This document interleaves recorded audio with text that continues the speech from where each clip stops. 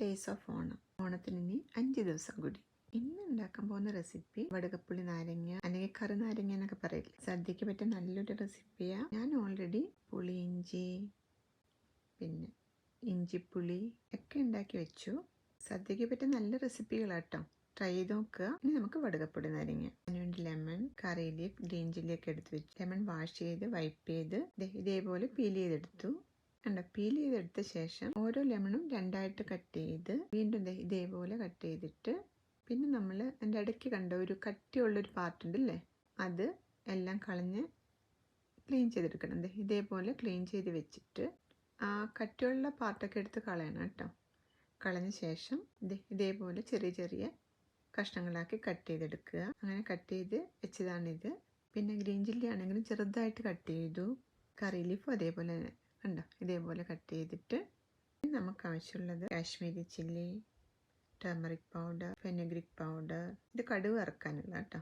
കടുകും മുളകും പിന്നെ കായവും ഒക്കെ എടുത്ത് വെച്ചിട്ടുണ്ട്. അപ്പോൾ ആദ്യം ഒരു പാനിൽ കോക്കനട്ട് ഓയിൽ ഒഴിച്ചിട്ട് അത് ചൂടാവുമ്പോൾ കടുക്, മുളക് ഒക്കെ ഇട്ട് കൊടുത്തൊന്ന് വറുത്തെടുക്കുക. ഇത് വറുത്ത് വരുമ്പോൾ അതിന് ശേഷം കറി ലീഫും ഗ്രീൻ ചില്ലിയൊക്കെ ഇട്ടൊന്ന് നന്നായിട്ട് വറുത്തെടുക്കാം. നമുക്ക് ഉലുവാപ്പൊടി അതിലേക്ക് ഇട്ട് നന്നായിട്ട് വറുത്തെടുക്കണം കേട്ടോ. ഉലുവ ഇട്ട് കഴിഞ്ഞാൽ നന്നായിട്ട് വറുക്കണം, അല്ലെങ്കിൽ ഒരു കയ്പ്പ് രസം വരും. അതുകൊണ്ട് നന്നായി വറുത്ത ശേഷം ഈ ഫ്ലെയിമൊക്കെ കുറച്ച് വെക്കാം. എന്നിട്ട് കായപ്പൊടി ഇട്ട് കൊടുക്കാം. കായം ഇട്ട് നന്നായിട്ട് അതെല്ലാം കൂടെ നന്നായിട്ട് വറുത്തെടുക്കുക. ഇനി നമുക്ക് ഫ്ലെയിം ഓഫ് ചെയ്യാം കേട്ടോ. ഫ്ലെയിം ഓഫ് ചെയ്ത ശേഷം കാശ്മീരി ചില്ലിയും ടർമറിക് പൗഡറും ഇട്ട് നന്നായിട്ട് ഇളക്കിയെടുക്കണം. ഓയിലിനും ആ പാനിനും ഒക്കെ നല്ല ചൂടുണ്ട് കേട്ടോ, അതുകൊണ്ട് ഫ്ലെയിം വെക്കേണ്ട ആവശ്യമില്ല. ഫ്ലെയിം സ്വിച്ച് ഓഫ് ചെയ്തിട്ട് ഈ പൊടികളിട്ട് നന്നായിട്ടൊന്ന് വറുത്തെടുക്കാം. ഇതിപ്പോൾ വറുത്തൊക്കെ വന്നിട്ടുണ്ട്, കരിഞ്ഞു പോവില്ല കേട്ടോ. ഇനി നമ്മൾ ചോപ്പ് ചെയ്ത് വെച്ചേക്കുന്ന ലെമൺ അതിലേക്ക് ഇട്ട്, ഇങ്ങനെ ലെമൺ അരിയുമ്പോൾ നിറയെ ജ്യൂസ് വരും കേട്ടോ. അതുകൊണ്ട് നമ്മൾ വെള്ളം ഒട്ടും ഒഴിക്കേണ്ട ആവശ്യമൊന്നുമില്ല, ഈ ലെമൺ ജ്യൂസ് മതി. നന്നായിട്ട് മിക്സ് ചെയ്ത് അതിന് ശേഷം ആവശ്യത്തിന് സാൾട്ട് ഇട്ട് കൊടുക്കണം. സാൾട്ട് ഇട്ട് നന്നായിട്ട് മിക്സ് ചെയ്ത് ഇനി നമുക്കിതൊന്ന് തണുക്കാൻ വെക്കാം.